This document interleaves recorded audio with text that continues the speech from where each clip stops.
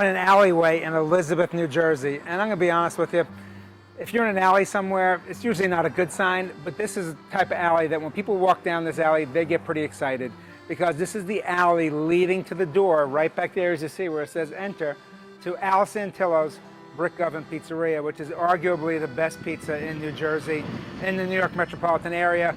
They've been doing it this way, the right way, and when you hear from Al, for decades and decades. A business that started with his grandfather as a baker, passed down to his father, and now to Al himself. So we're going to go inside, spend some time with Al, and really, I suspect it's going to be pretty amusing. So come on in with me. There's not a lot of room, but there's an awful lot of flavor in there.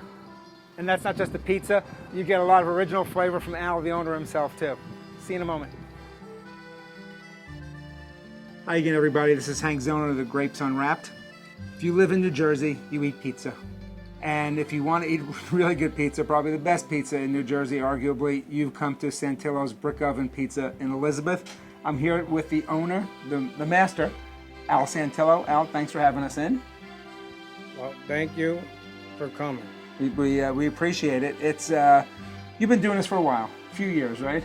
I was born here. You were born here. You grew up in this building. In this very building, I've been here since I was born.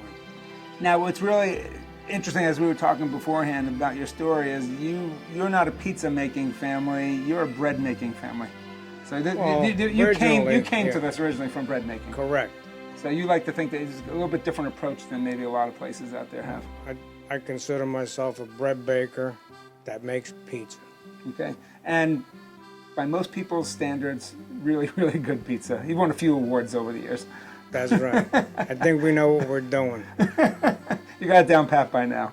Your grandfather started this business as a bread baking business, I should say, when in the... I'm going to say he came to the country in 1912, and I think by 1918 he had a business.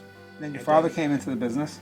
Well, my father always worked for his dad and his brothers. My father had two brothers, and they all worked there. And then came down to you? Well, my father started at this location in 1957. Thing is, they were crazy about this brick oven because everybody wanted their bread and pizza cooked in a brick oven because they thought it was healthy. They didn't want a metal oven, which they considered metal mouth. Interesting. Well, this oven was built between 1909 and 1912. Wow. Took 3 years to build the oven. Wow. Give us some pointers here on prepping, on dough prep. So you just pull this out, put it on the board. We're here in your modern addition to the building. The main building was built in the 1890s, and this modern addition was put in somewhere around 1910 to 1915 or so. I think 1909 to 1912. That's what it says on the papers I read. Okay, all right. So this is the modern edition. This is where you do your dough prep. He wants it to see prep. This is prep. This is a good workout, isn't it? Yeah. And this is the enjoyable part of the work.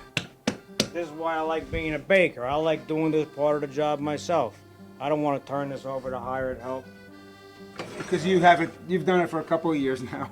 Yeah. And and in the past couple of years you figured out how to do it. Yeah, and you know when it's just right? Yeah. Well, my father taught me all this. Yep. This reminds me of my father doing all this work. So we're here at a work table that's probably 100 years old at least. Yep. That rolling pin's got to be up there. The scale that you use to weigh and get the consistency on your dough is got to be. Well, let's just say it's an antique. Yeah, let's just say that. But it works perfectly, doesn't it? Yeah, it does. Yeah, my father, if he didn't give me his secrets, he would have died with them. And that's old school Italian. Yeah? He'd Well, die nice with I trusted you. Yeah. And he got a few recipes that really work, and that's what we do. We make less things, but we make them better. You came into this business in a flour bag. That's how we got. I came in a flour bag.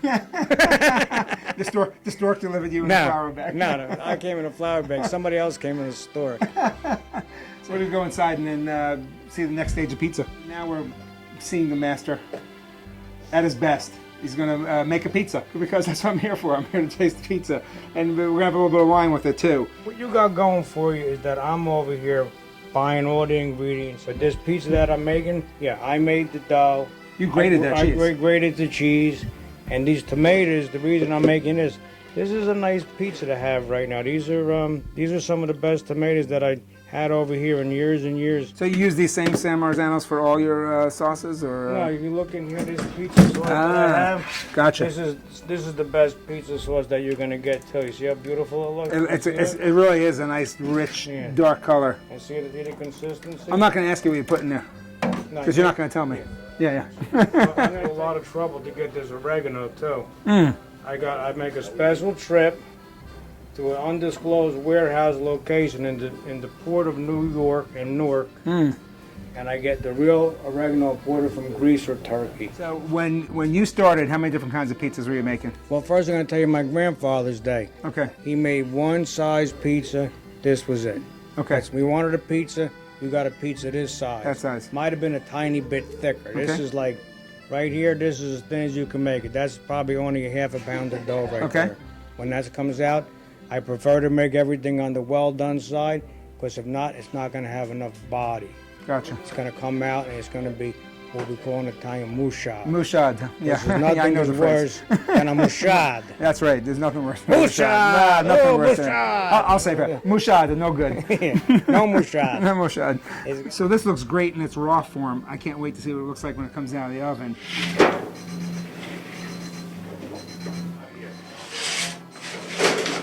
Now I'm going to check it. See how it looks. This is how you inspect it. See how the bottom looks? Yep. It really, Yep. that's perfect. It can't be any better. Can you see that? Yeah. It sounds good. Yeah. Hear that? Yep. Yeah. Beautiful.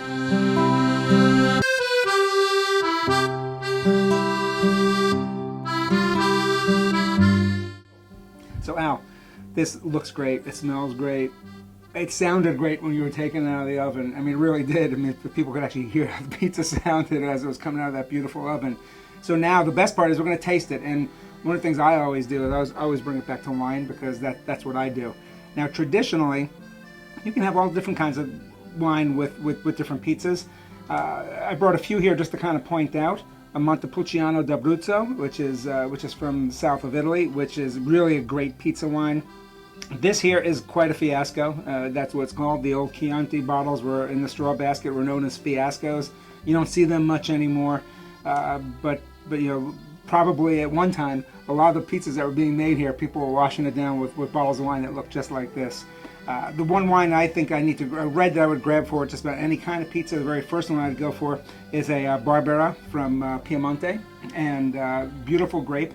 I picked one from Odero. Odero is an excellent Barolo producer. So my kind of rule of thumb is if you're in Piemonte and you're making great Nebbiolo-based wines like Barolos and Barbarescos and Nebbiolo, that your Dolcettos and your Barberas are probably really good too.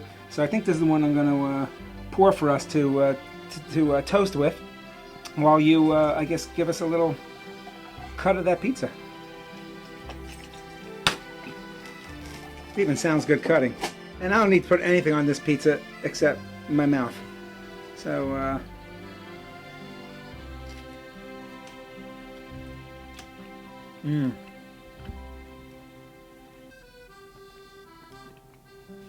Again, this is why I love what I do. That's great because it has just the right amount of chew to it, but it's also got it's nice and crisp. That semolina gives it a nice little mouthfeel to it as well. Everything just sort of is blended in there nicely together. The cheese and the tomato, the oregano, you can still taste that, the fresh basil. That really is fantastic. So Al, this has been great. I'm actually honored to have been able to not just spend time with you, but to be behind your counter, to be in front of your brick oven, to be in the back where you're cutting the dough. So because your name is known. If people eat in New Jersey, they're seeking out good food, they're seeking out tradition, they know Santillos. So again, thank you so much. I'd like to do a little toast to you. Salud. Salud. I agree with you. And Centon. This is Hank Zona from the Grapes Unwrapped. Join me again next time as we get to know wine. See you again soon. Arrivederci. Ciao. Ciao.